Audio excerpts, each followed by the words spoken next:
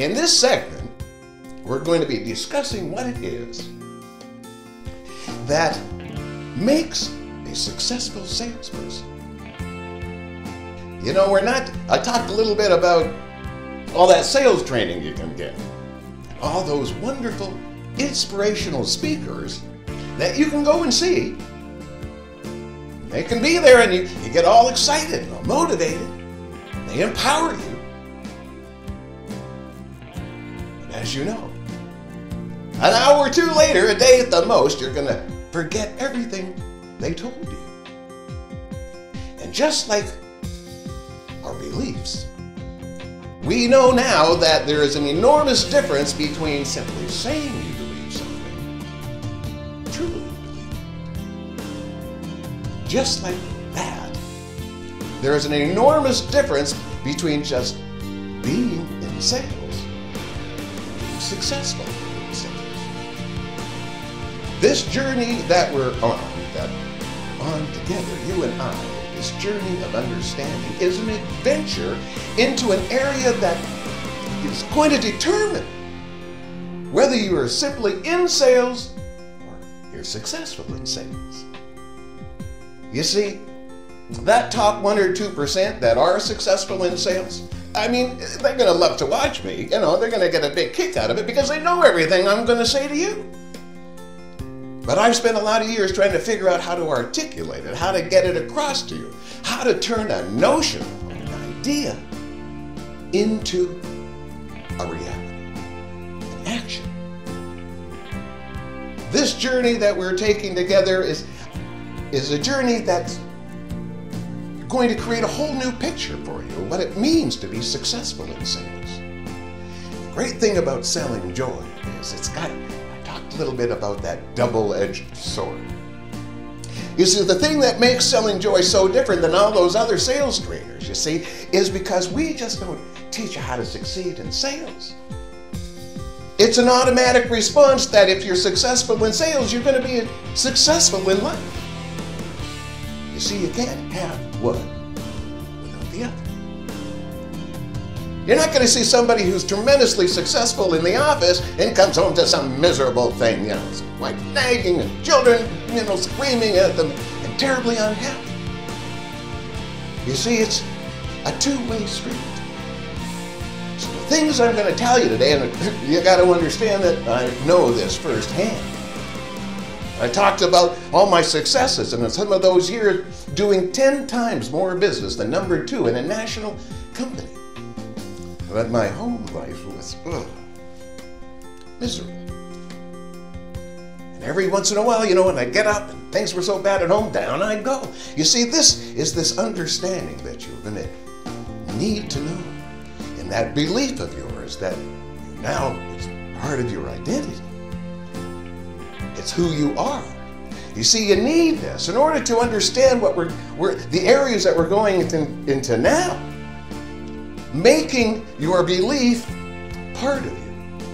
We're going to be exploring the fundamentals of professional salesmanship and applying that belief to them. You're going to look into yourself and understand what it is that makes you tick. What makes you good, not so good. What makes you great, not so great. We're going to talk a lot about doing good things and making good things happen. But before we get to those good things, you know, I want you first of all to forget everything you heard about being in sales. Because you've heard about it for so long, you know, people take all those courses and everything, but you know, you talk to the guy on the street, he thinks that sales is sales. I had one fellow on a radio talk show said to me, he says, that really got me started. He says, sales is sales, isn't it, Dave? Well, you know, that's kind of a weird question. It took me off guard because on one hand, he's right. You're just simply in sales. Anybody can be in sales. You ask anybody. Oh, I used to sell stuff. I did that. You know. You talk to people who are successful in sales. That's a completely different kettle of fish. It's completely different to simply say, I'm in sales. But you don't really even have to tell somebody you're successful because they'll know right off the get-go. Because they can identify you. You behave like a professional salesperson. You do all the things every single day that a professional salesperson does. But you know now, in order to make this leap from being in sales to being successful in sales, is simply using your belief and applying them to the day-to-day activities of a professional salesperson. And there's lots of things. First of all, like I said, I want you to forget about all the things you heard in the past about salespeople and being in sales. I want you to forget about everything you heard, like, he's got the gift of the gab and he's born salesperson. Anybody and everybody can be successful in sales. You see those guys, that look so good and have the gift, as they say? That person was destined to be successful in sales. Well, the fact of the matter is that person was probably destined to be successful no matter what they did. And we're going to identify with that person because that person is you. You see, we talk a lot about doing good things, but I told you about them accumulating and snowballing. So that eventually, before you even know it, you're not simply doing good things. You're doing great things. Okay, so let's define what a successful salesperson is. I told you about all those sales trainers. And then everybody, I don't care if you even are a sales trainer, everybody's got an opinion what someone in sales is supposed to do, supposed to be like, get into these essential elements. But let's define it from the Dave Adelberg system.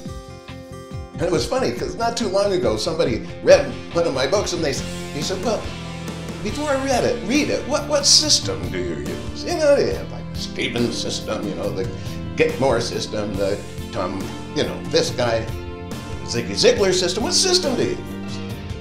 And I had to think about it. I didn't use any of their systems. It was mine. You see, because all those sales trainers and all that sales training you can get, they're not going to teach you to be successful. The success part of it is defined like this: that a professional salesperson is a person who can sell anything to anybody and sell more of it than anybody else.